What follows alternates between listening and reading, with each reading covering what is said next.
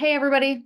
I'm Trish Nadler. For those of you who were on last week, we spent an hour together. Nice to see some of you again. For those of you that don't know me, I am another MAPS coach with KW, just like Tyler. Well, not like him. Nobody's like him.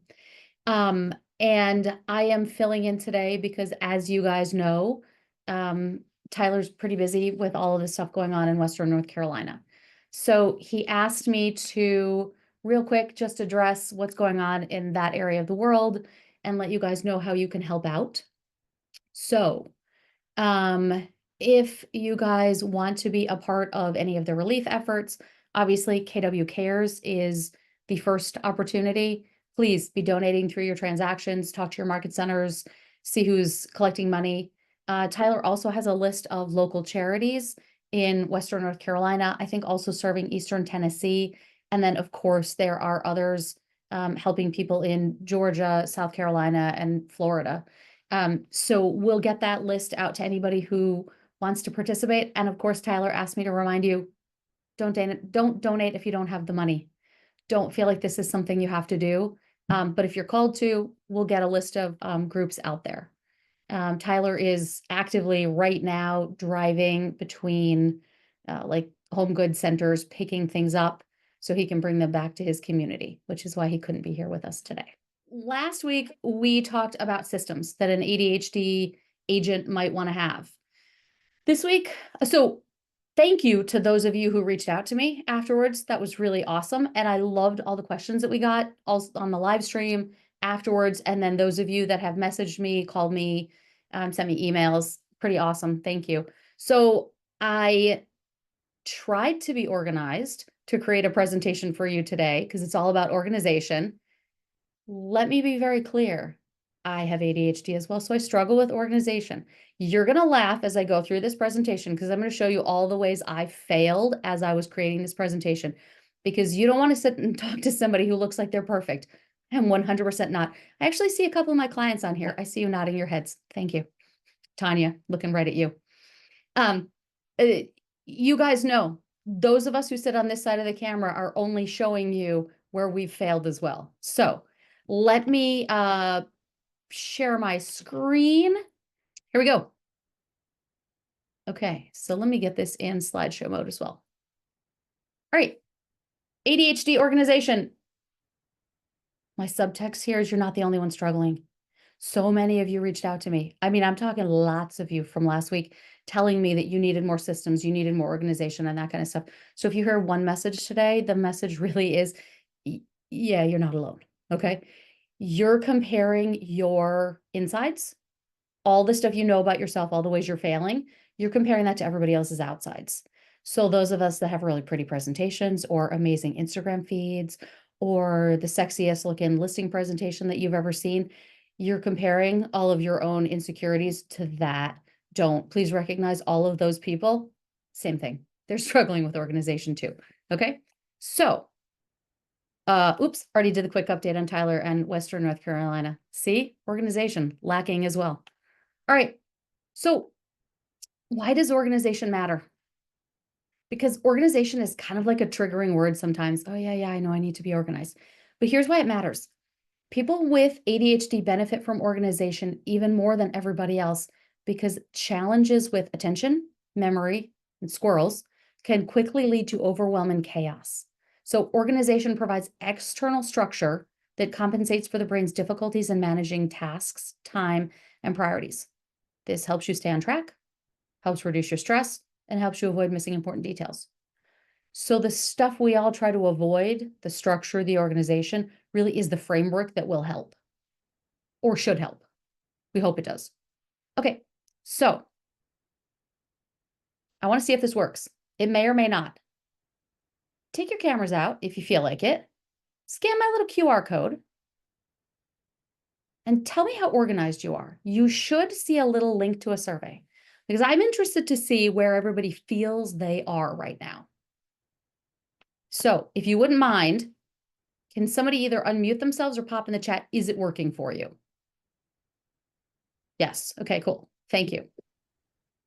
All right. So what you should be seeing on your phone right now is a quick little survey. 2 questions. I don't know if you can see both of them because this is my first time trying this. And it's going to give us real-time results. Okay. So I'm switching over to the real-time results thing. Can you guys see this? So I have over 50 responses right now. Okay. There's not a single person on here who has said they're super organized. Not a single person that said they're mostly organized. Everybody, literally everybody is like, I'm sort of organized. And 10% of you that are even more honest who are like, yeah, no, that's not me. I'm not organized. Okay. So thank you for doing that. And please recognize we're in this together, right? There's not anybody on this call who's like, oh yeah, I got this together. And by the way, that's a really cool thing called Mentimeter, Mentimeter. If you ever want to put it in your own presentations, or if you happen to be somebody who does trainings for your market center, it's a really cool thing. You can do all sorts of questions, word clouds, that kind of stuff. I wanted to sprinkle tons and tons through the presentation, but as you'll see later, that was my desire to hyper-focus on the wrong thing. So, okay, we're talking about organization. What is organization? Okay, it's not as complicated as we all think, especially since perfection is the enemy of progress. So when you start trying to become perfect in your organization, just stop. You're not going to be perfect. Nobody's perfect. Even Bill Gates wasn't perfect. Think of the most organized person you know. They actually don't have perfection either. So you're not striving for that. You're striving for one step better than you were yesterday. And maybe in a week you get, one more step better. Okay. So I picked this slide because these are all the people that we think are all judging us. This is what I liked. See all those like smirky people? They look organized and you feel disorganized, but that's not the case. Okay. So we're going to talk about 4 things. 2 of them, most importantly, a morning routine and your to-do list. Those are my top 2 ways to get organized. Okay. And then some thoughts at the very end on focus and planning for change. That's about it. Okay. So here's your morning routine. I have intensively studied morning routines, by the way. This is the most typical morning routine that I see from everybody that I coach and everybody that I talk to. I'm going to read it to you guys. For those of you that aren't looking at the screen, bear with me. 6 a.m. Your alarm goes off, hit snooze twice. 6:30, lay in bed, check your email on your phone, respond to a couple easy ones, think about, that client issue. 7 a.m., get ready for the day. So you're out of bed now. You're responding to a few more emails as you're brushing your teeth. You're handling a few personal emails that are coming in, maybe some texts that are coming in too. 8 a.m., get a text from a client asking to set up a showing. You sit at your computer, you run to your computer, you schedule it, check some searches because you're already at your computer, right? You have that, oh my God, that new lead, they might like that house that I just saw as I was doing searches for my clients. Text them, sit there waiting for their response, right? By 9, you might look at your calendar, see an upcoming closing, remember that you've got an amendment that needs to be submitted. You're going to call your TC to check in on it, call the other agent to discuss, handle that for about an hour. So at 10, you got a pending client that calls you about questions. They want to know why they haven't heard from you, and they've got all these questions. So you make a note to research it later. By 11 a.m., you're thinking, oh my God, I'm not showered. So you jump in the shower and rush to get ready. 11:30, like, okay, I'm out of the shower. What do I do for the rest of my day? Oh, marketing. I wanted to do marketing today. So you go on the internet and look for some ideas. And by noon, your brain's tired. You're done for the day, but you've got showings. So you got to go get ready for the showings. I'll deal with my 4 other transactions and those new leads later. Yeah.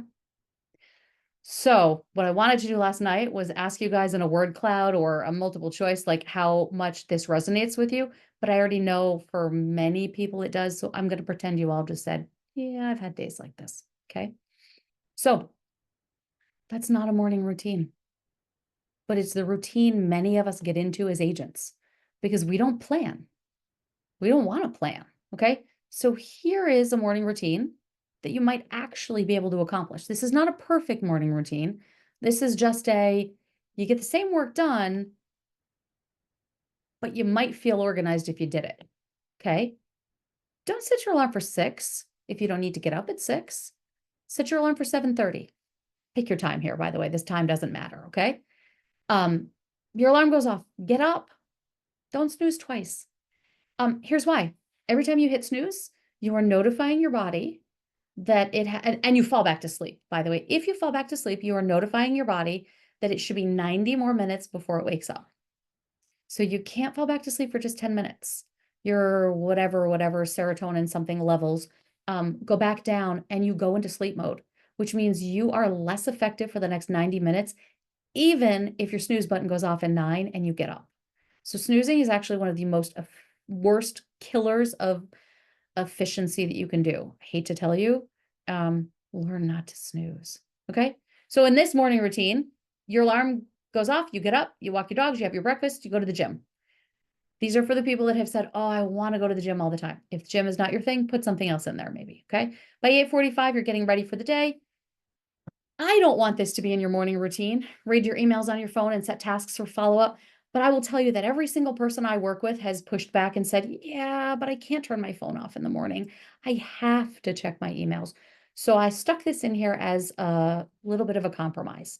If you're going to read your emails on your phone, read your emails on your phone, but don't get bogged down in answering them. Do a quick glance through of, okay, is there anything crazy going on that I absolutely have to address? If not, set a task for yourself that you're going to follow up. That's going to be on that awesome to-do list we're going to talk about in a minute. Okay. So that shouldn't take very long. You're getting ready for the day, checking some emails, set some tasks. By 9:15, you're driving to the office or sitting down at your computer if you work from home. The most effective people in the world do this next step. They review their goals and then they do something mindset related. Journals, affirmations, write some thank you notes to people, that kind of thing. So a little bit of that. And then now let's get into business. This next piece is the part I'm super passionate about. Update your database from the day before. It's easy. Who'd you talk to? What notes do you need to take on those people? All you have to do is go back and say, okay, what did I do yesterday? Look at your calendar if you need it. Look at your text if you need it. Who do I know that I talked to yesterday and what do I have to do next for them? Just update that. Then look at your calendar, make sure you're on track for everything else coming up today. Then do two things. Focus on your pending clients. What do I need to do? Maybe you need to check in with your TC. Maybe you need to write an amendment, but that's your prompt that you've got those people. Then your next one is focus on your active clients. What do I need to do next for them? Right? Respond to your critical emails that you had seen at 8:45 or maybe that have come in since then. Okay. Then turn your phone off, right? We get your critical emails out of your way. Now turn your phone off and jump into the most important project of the day. That's a big one. Here's the science behind why you need to turn your phone off. The science behind it is that if your phone is on, even on Do Not Disturb, if it has a vibrate, or if you could just turn it over and look at it, up to 30% of your processing power is waiting for a text or an email to come in. So you are setting yourself at a 70% level of efficiency. You're basically saying, I can give 70% of me because 30% is waiting for my phone to tell me something.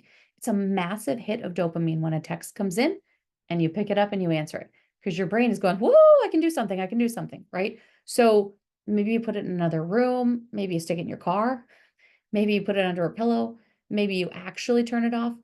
But if you haven't tried this, when you're trying to do some sort of focused activity, move your phone away from you. It doesn't have to be forever, okay?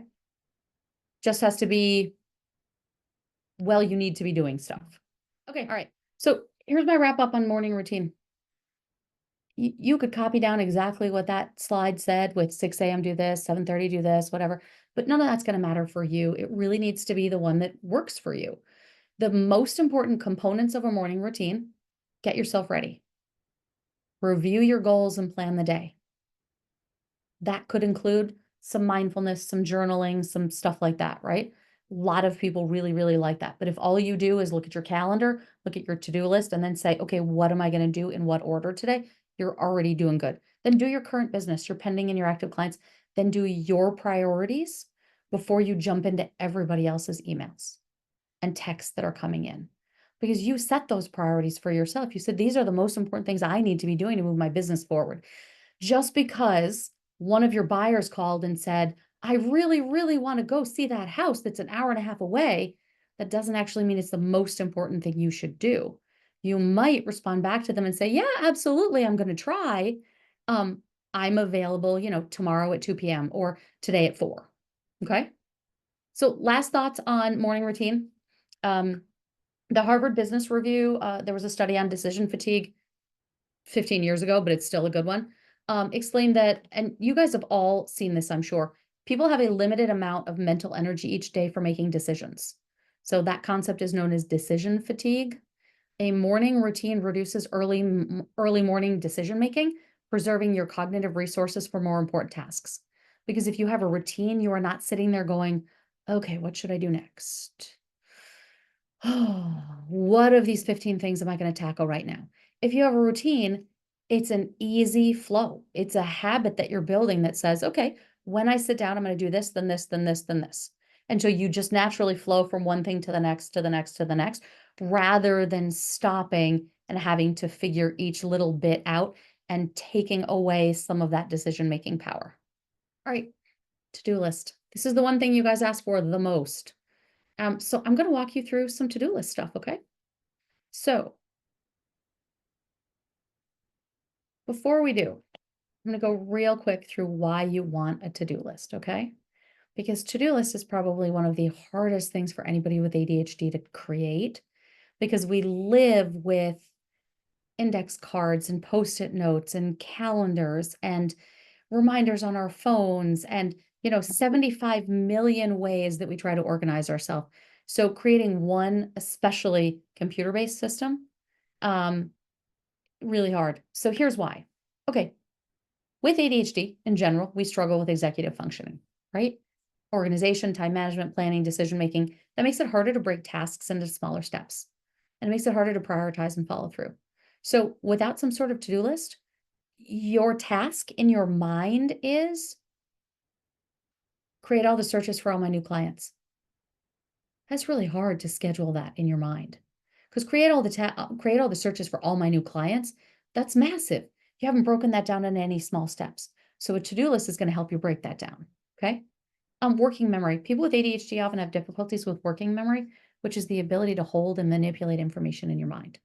Okay. Forgetting what you're doing, losing track of tasks midway through, it really makes you feel fairly disorganized. At least it does for me. It's one of the things I struggle with the most. I can find a squirrel in any task and then go down that path for hours. So to-do list has been, and not just to-doist, which is a system I use, but having one to-do list has been fantastic for me because I can literally go back and go, oh, that's what I said I was going to do today. Didn't even remember that. Let me get started again. So it's something that's going to pull you back. Okay. Time blindness. Those of you that I know on here, many of you have said time blindness is real for you. So time management is difficult because it's an inability to accurately perceive how long things take or plan for the future. It results in underestimating the time needed for organizing tasks, which in your own mind is delays and chaos, right? So to me, time blindness is a beautiful thing. It's the ultimate in positivity. It's the ultimate in optimism. I fundamentally believe I can get anywhere in my city in 15 minutes. And I don't care if the GPS map tells me it's going to be 35. I'm pretty sure I can get there in 15, which means if I need to leave for an appointment, I mean, I'm probably going to leave 12 minutes because, you know, I wanted to do that one last thing in the kitchen, like just if I could just get those last couple dishes in the dishwasher, I'll feel so much better. And then I don't think about the fact that it actually takes me like a minute to walk into my garage and like open the garage door and turn my car on and then wait at the end of my driveway because somebody adorable is walking their little kid down the street. So that's why I only have 12 minutes when I plan for 15. So that's time blindness, guys. A to-do list is going to help you because you can actually put in how long should this take. And then if you know yourself well enough, you know your own time blindness, then you say, yeah, let me add 10 minutes onto every task. Let me add 50% onto every task. It's a little game you can play with yourself, but it's totally worth it. Okay, hyper-focusing on the wrong tasks. Hi, that would be me. Probably some of you as well. I really wanted to make this such a cool presentation with all those little surveys right and left. I wasn't going to get any sleep if I did that, and you guys probably would have just been part of my fun experiment. But realize this is real. ADHD can lead to trouble focusing on boring tasks. It can also cause hyperfocus, where you become intensely focused on one activity that's interesting. A to-do list helps you pull yourself back from that because you can say, did I actually need to find out how octopuses reproduce? Oh, wait, I didn't. That wasn't on my task list. I probably don't need to become an expert on everything related to octopuses, octopi, whatever you say. Okay. All right. Out of sight, out of mind. A lot of people with ADHD rely on visual cues to remember tasks. If something is put away or hidden from sight, it's often forgotten entirely. This can lead to reluctance to organize because putting things away means losing them mentally. Okay. So I don't know how many of you deal with this, but a lot of my coaching clients actually express a decent amount of this, that they are worried even about a to-do list, because if I stick it there, then I won't have, all these index cards with all my tasks on them, or I won't have, this is all on my desk, by the way, I won't have this notebook with everything that I can go back and look at it all. Yeah, that's a thing we struggle with, and I promise you, putting it all in one place where you feel organized will actually help. So here's all the things people with ADHD struggle with. Oh, by the way, I had ChatGPT create this list for me because I feel like I know what people with ADHD struggle with, but I asked what are the top 5 things. Those were the top 5 things. And then I asked ChatGPT and a couple other resources, what's the number one way to fix all 5 of those? Task management. That's what it said. So to-do list to me is the same thing as task management. So for the 5 top things that we struggle with in ADHD, the solution is task management, which is a to-do list. So quite a few chat messages, so let me look. Yeah, sticky note hell. Yes. You guys, a lot of us are in that, and lists and piles of notebooks. Like, that's very real, okay? Just own it. And at least one of you has admitted that your time blindness is so great you have to triple the time. I love it. Just know that about yourself. So when you make a to-do list and you're like, wow, I need to revise my listing presentation. I think that'll take half an hour. Just know yourself. Okay, I need to triple that time. Okay. And yes, one of you just suggested setting all your appointments 15 or 30 minutes in advance randomly so you can't procrastinate. Yeah, 100%.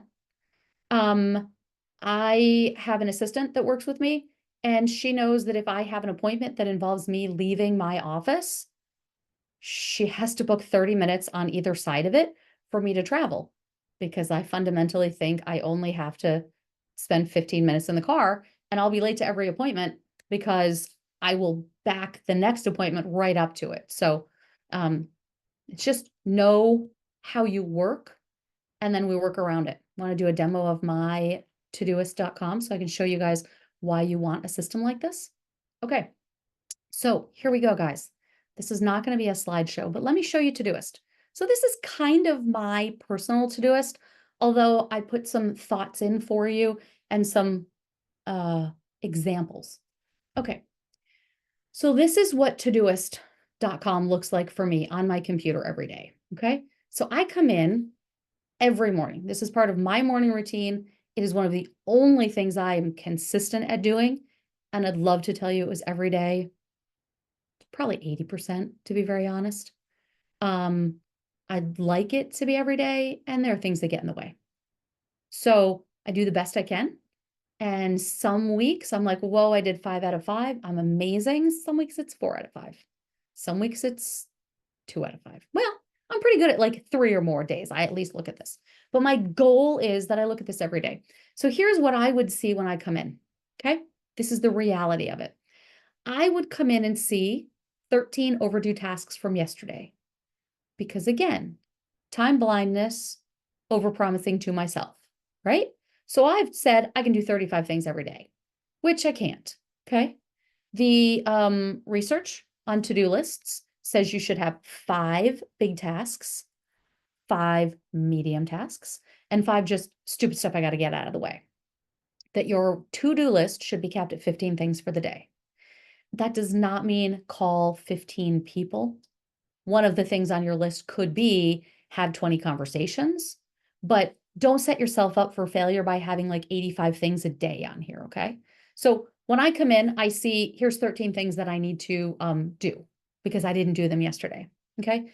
So my process is, and why I like this system, I start with the top priority ones. These are the ones that are like have a little red circle. They always show up at the top. And I look at contact lead from down the street. Okay, I didn't do that yesterday. But then you have to ask yourself, okay, why didn't I do that yesterday? I didn't do that yesterday because I wanted to do some research on the question she had, and I haven't done that research yet. Okay. So my task is wrong, guys. So I'm actually going to click on it right here. And I'm going to say research question for lady down the street and then call her. Because that's my actual task. If you set a task that isn't the real thing you have to do, you're not actually going to do it. Okay. So that's I changed it. Okay. Am I going to do that today? No, I already looked at my calendar as part of my morning routine. I just don't have a half an hour where I could research that for her. So I'm going to go over here and I'm going to organize this. And I'm going to say it's not today. That's the little 01 showing up. Do I have time tomorrow? I'm actually going to go look at my calendar for tomorrow and go, yeah, I have time. So I've got it tomorrow. It's gone now. Okay. I'm going to look at the rest of these. Send a card to Carly, schedule a photo shoot for my kids, choose a power wash company. Fundamentally, I believe your personal and business should be all together because that's how your brain works. Your brain does not show up at the office and go, oh, I don't have to think about my family or my dogs or my life. Your brain is thinking about everything all at once. So I personally suggest putting them all together. Okay. So I scan through the rest of these and I'm like, am I going to do these today? Yeah. Yeah, I actually, no, I'm not going to schedule COVID and flu shots. I don't really care right now. I'm sure that's coming, but I'm going to do that next week. So I'm going to click over here to next week. So I'm going to take that one out and then I'm going to literally hit this reschedule button. And then I'm going to move the Zoom stuff out of the way and I'm going to reschedule them for today. Okay. So now I look at this and I have 11 tasks for today. These were the things that I said I was going to do. Okay. But you know what? I was super efficient. I got my car inspected yesterday. Check that off. It's gone. Okay. So now I have in red the top two things. I have to do these. I have to send a card to Carly. Like if I don't, there's going to be a problem. I have to schedule the photo shoot for my kids. They're seniors in high school and their pictures are due in 2 weeks. If I don't schedule it, I actually have a problem. That's why these are in red. Okay. My orange one is the second priority. Choose a power wash company for my house. You know what? I was overly aggressive on that. It doesn't really matter that much. So I'm going to take that priority off. I'm going to switch it down to a priority 4. Okay. So if I do nothing but get these 2 red ones done, I'm okay. But here are the 8 other tasks that I want to do. Okay. So this is how I organize my life. Then because I am the age that I am, and because I like paper, I print this out. So I go over here to the left and I hit print and it will print out my entire thing for me. And then I take that paper and I put it next to me and I work off the paper for the rest of the day and I take notes on that. And then at the end of the day or the next morning, I might type in more stuff. But for me, I like to see paper. Okay, I am showing you a paid version. The only difference between the free and the paid, I think, is that I can have as many projects on the left as I want. The free version, you can't. I think you can have 3 or 5 projects maybe. The paid version is, I believe, $3 a month. So it doesn't break the bank. Thank you, Tanya. It's free unless you add team members. Yep, exactly. So if you want to be able to share projects with lots of other different people, you absolutely can. And you have to pay. If anybody knows, is it still $3? I think it would be. So one of you just said, in my mind, I'd be very organized if I had a notebook or binder for every category. But then I cannot remember what notebook my to-do list was in or why I organized this binder like this. So now I'm reorganizing and need a nap. Yes, yes, yes, and more yes. Okay, that's 100% right. So for me, Todoist works completely because watch, here's my binder for every category. Okay, I absolutely need that for me too. I can't just have one big list for everything I've ever thought of. So here's my fun list of things to do. Okay, so every time my husband or my kids or I come up with a fun thing that, oh, wow, we should learn a fun dance. Oh my gosh, we should go to a concert. Like, oh, we should go to the pool with grandma. I literally put it on this list. And I mostly do it because I have teenagers who will frequently say like, oh, there's nothing fun to do. Oh, I don't know what I want to do today. And I can pull up this list and go, okay, well, let's think about it. Like I even have a restaurant that we want to go to down here. Okay. I'm giving you silly categories, obviously, because I don't necessarily need you to see every real project I've ever set for myself. So bear with me as these are kind of silly examples. But, here's another one. Think of this is the notebook for every event you want to plan, right? This is your how do I run an event or how do I handle listing clients. This is for me, people give me book ideas all the time. And I love sharing them with my coaching clients or anybody who wants book ideas. So I have a bazillion books on here. And if I remember, who recommended it to me or why. And so I just stick them in. So if I'm meeting with somebody and they say, oh, I just read this great book, I can literally just hit that plus, great book, no due date, no priority. It's in my book ideas. I just add that task. And then look, it shows up right at the bottom as a great book, which means if you're planning an event and you think of something you need to do, you could just add it onto your event project. And then when you sit down and block an hour maybe to plan your event, you've got every idea you ever had for that event sitting there. Okay. Yeah. Okay. So one of you said you're overwhelmed thinking about getting 15 unique things done in one day. Yes. Apologies if that sounds overwhelming. I promise you already do more than 15 things in a day. Some of this is getting it out of your head so that you can check them off and get that dopamine hit. Because empty the dishwasher, that's a unique thing. Okay. Set up a photo shoot for my kids. Totally good. Yell at my kids to clean the cat litter box. Yep. That goes on the list. Mow the lawn. Doesn't matter what they are, guys. Respond to somebody about the ALC invite. Put that on there. Anything that's rattling around inside your brain should absolutely go in here. So when you go to bed at night, there's not a single thing in there that you're like, oh, forgot to do this, or, oh, I have to remember. That's what you put in here, because then you literally sleep better. You don't wake up in the middle of the night. You have less anxiety. You have less, oh God, what have I forgotten to do? Yes, Todoist syncs with Google Calendar. Absolutely. I don't have mine connected. Like Tanya said, I don't choose to do it because I don't want to see my tasks on my calendar. I want to see my tasks in a separate system. But you absolutely can if you want to. Okay. Okay, so I'm actually going to stop sharing so I can show you guys what this looks like on a phone. Okay. So for me, pardon the background and all the noise here. I think maybe you can see it. I have it up here in this corner. It's always in my upper right-hand corner, okay? So I click Todoist. I'm hoping you can kind of see it. Apparently I have too much light. Anyway, that is the exact same list for today as that was on my computer, okay? And I can see all my projects. So here's why this works. Because when you're driving, not when you're driving, when you're stopped at a stop sign, please, or a stoplight, don't do this while you're actually driving, and you have a brilliant idea, you just hit the little plus button down here, and then right where your finger was, you hit the voice text. I'm thinking of an amazing idea. I need to remember to tell myself to do this thing. I hope I remember about it tomorrow. Then you hit send. Okay? Now, share on my screen again. Actually, I was in the wrong thing on Todoist. So let's see if it shows up. Here's my today. Yep, there it is, down at the bottom.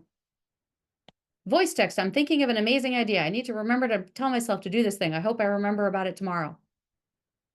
There, I just took it out of my brain. So when you come in and look at your to-do list tomorrow, every idea you had from yesterday will be waiting for you. When you leave a listing appointment and you're like, oh, I really need to such and such, you can just get in your car and voice text yourself. It will show up in today. And it'll either show up tomorrow morning overdue because you didn't do anything with it, or if you go back and sit at your computer or even look on your phone, it's all right there. It's one of my favorite things, guys. I love this app if you can't tell. And if this isn't the one for you, let's find you another one. Yeah, comment from someone else, love that it's phone and computer at the same time. To me, that's the only way that it goes. If this was just on my computer, it absolutely would not work. But the fact that, I take this around with me at all times, and I have given my family access to the grocery project. So anytime anybody thinks of something that we're missing at the grocery store or that needs to be bought on the grocery store, Why they just put it on there. So whichever one of us goes to the grocery store next has a full list without having to ask anybody else.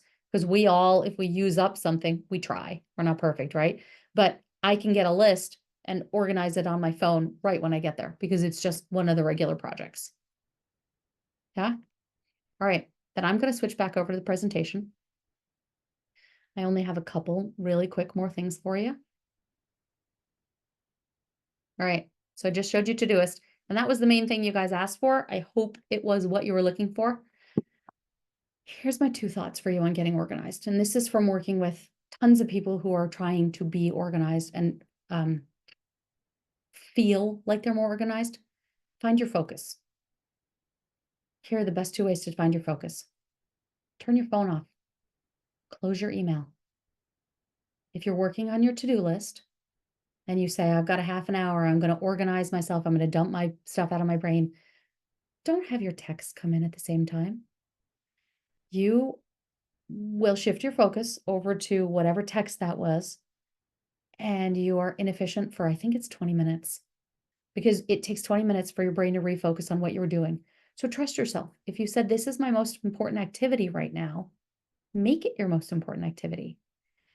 We run around thinking that if somebody texts us or someone calls us, that's the most important thing in the world. It's actually not.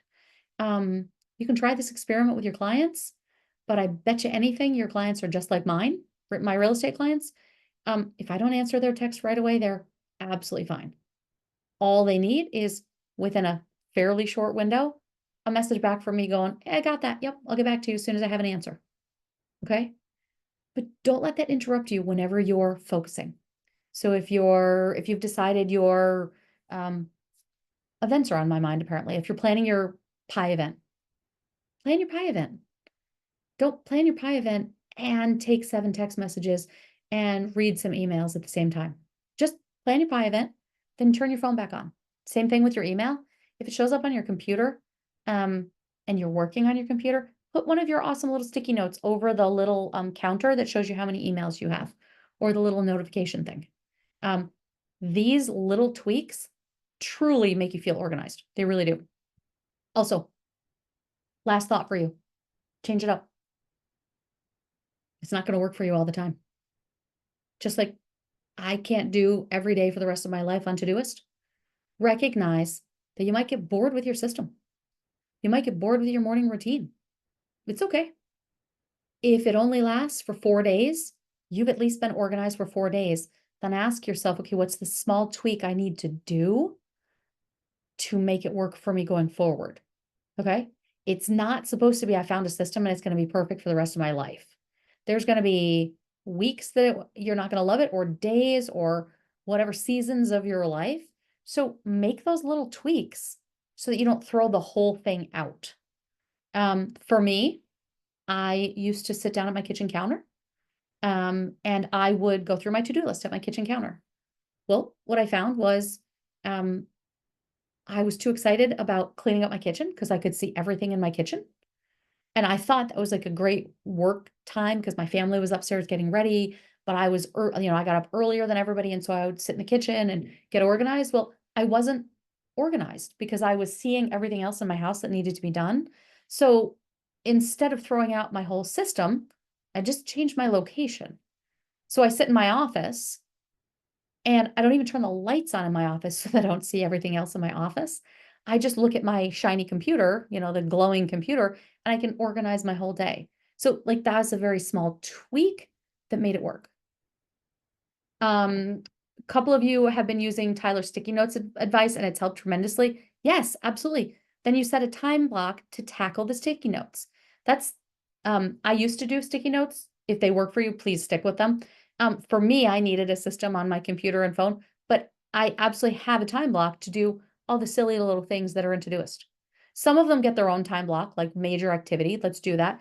But then there's always like a half an hour a day where I'm just going through some of the little things on there and just take them out one at a time. Okay, I need to order some books. Okay, I need to call this person. Okay, I need to do this. And yeah, you can just start at the top and work your way down until you get tired. Then take a break and come back and do some more. Okay, that's all I've got for you guys on getting organized. so many other ways you can get organized, but these are my top strategies for you. Any questions?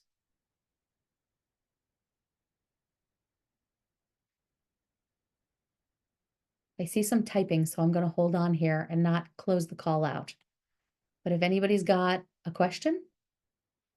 Oh, okay, thank you. I'm getting some direct messages on Facebook.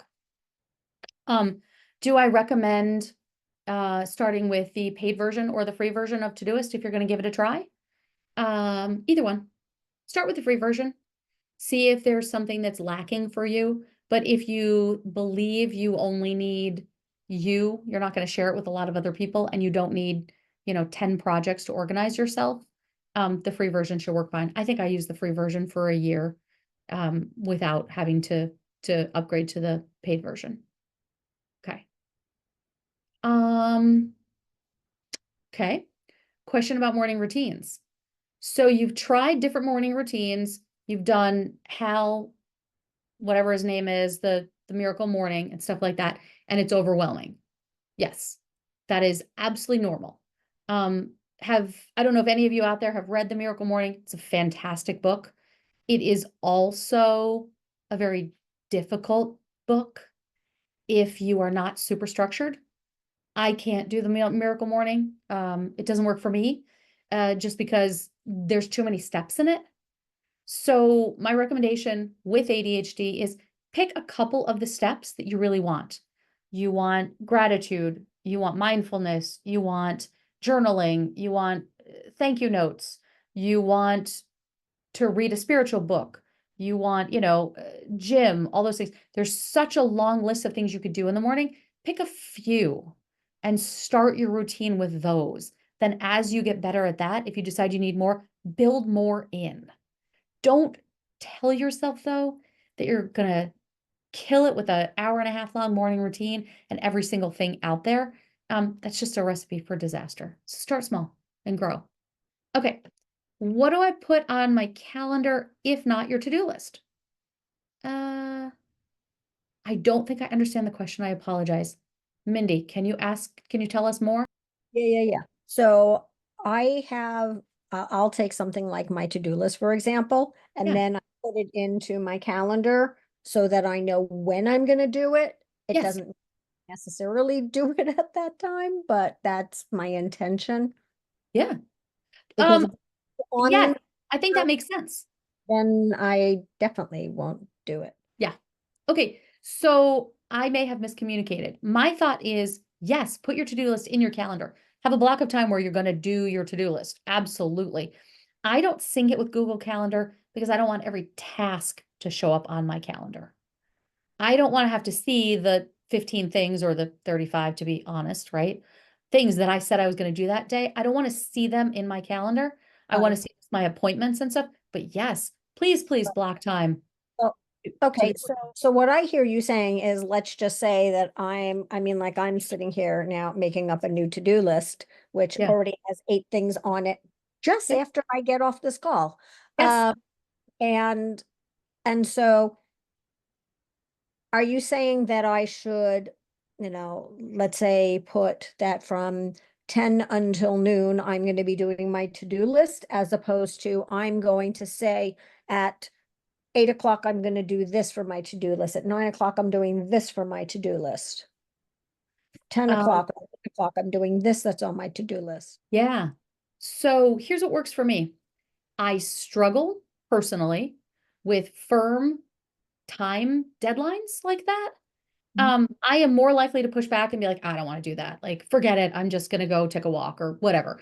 If it looks like I have to start something at 9 and start something else at 10 and start something else at 11, to me, that feels like this rigid structure that why would I want that? So Mhm. I don't do that. I actually don't even block a specific amount of time for my to-do list. I just say I'm starting it at 9. Hmm. And then when I'm done, I'm done. And then on my to-do list, I just have a bunch of things to do. Hopefully, I get them all done before I have an appointment. But if I don't, I just come back to it. Okay.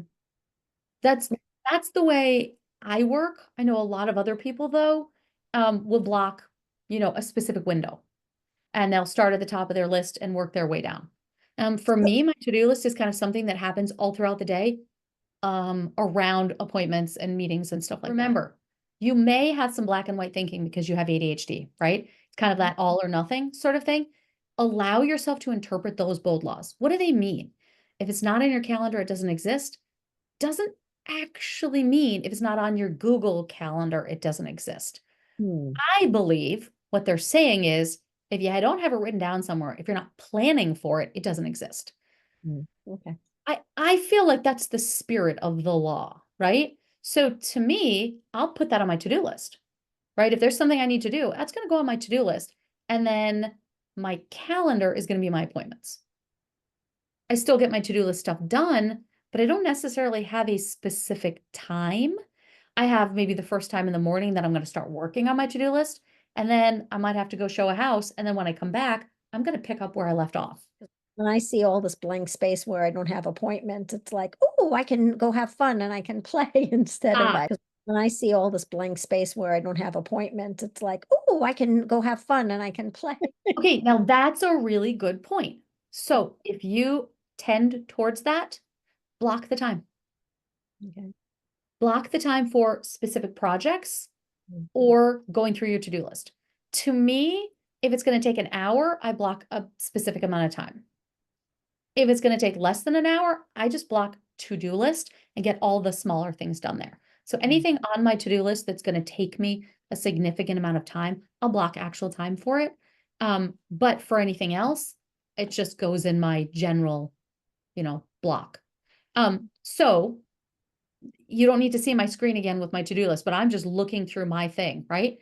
I had to send a card, I had to schedule a photo shoot, finish some documentation, put a wreath on my front door, order some books, send playbooks to somebody, choose a company, go to Target and return conditioner. I blocked, go to Target and return the conditioner because I was leaving my house and I needed to know, okay, when between other appointments am I going to have a concentrated block of time to get in the car, drive there, do the shopping I need to do, and get back. All of the other things up until then, I just put them in my general to-do list block because some of them were going to take 5 minutes. Some of them were going to take 10, maybe. Yeah.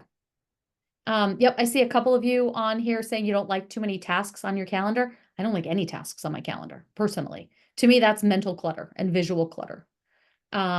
So I just have that time planned out for get stuff done. Yep. Yeah. Okay. So one of you just admitted the problem is you write it down at different places and you can't find it later. Yeah, 100%. That's the biggest challenge. That's your out of sight, out of mind problem right there. But that's the shiny new object as well. Oh, if I just get this notebook, I'll be so organized. Oh, if I just get the bold planner.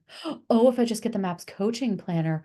Oh, if I just, I mean, I can't turn my camera to show you the cabinet I have of failed systems, but I literally have them all. Okay. Like, yeah, I got a stack of binders down there that, I mean, I coach people on how to do this, right? So sometimes I'm like, I should try it. I failed in every single one.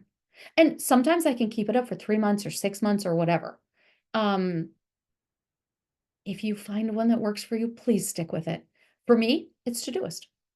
For you guys, it might be Todoist, it might be Asana, it might be the bold calendar, it might be index card. I lived on sticky notes for quite some time. I lived on index cards for quite some time, and I lived on these moleskin notebooks for quite some time. I love them. They're like soft, right? But the problem is when I was driving, I could never write down my good ideas. And I seem to have more good ideas when I'm driving than anywhere else. So I could literally just voice text myself my good idea if I put it on a computer system. And that's why it ended up being the one that works for me. So test them out.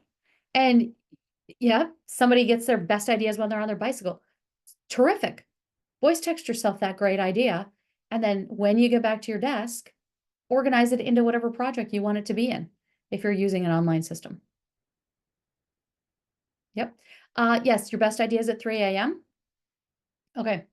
So there's a ton of research on that, by the way.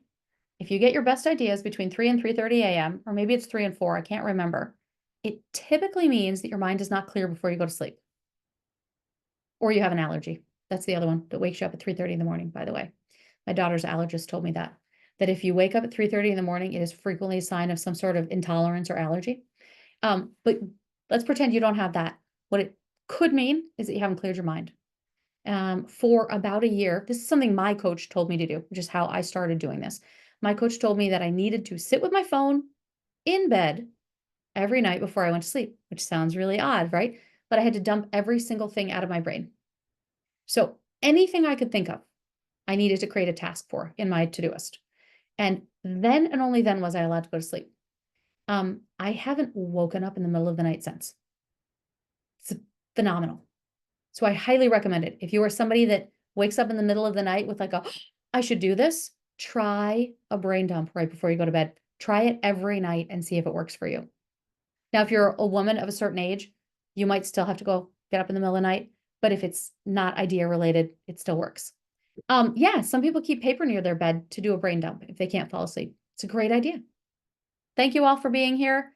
Thanks for bearing with me as I kind of jumped in. Obviously, we're all thinking about everybody in the affected areas from the hurricane. And I think Tyler will be back next week. And if you want to do something for him, he did say he would love some direct messages on Facebook, or text him if you've got his number. He would love to hear from everybody. He does have internet access again, no water, but he's up for some messages if you want to say hi. So thank you guys so much.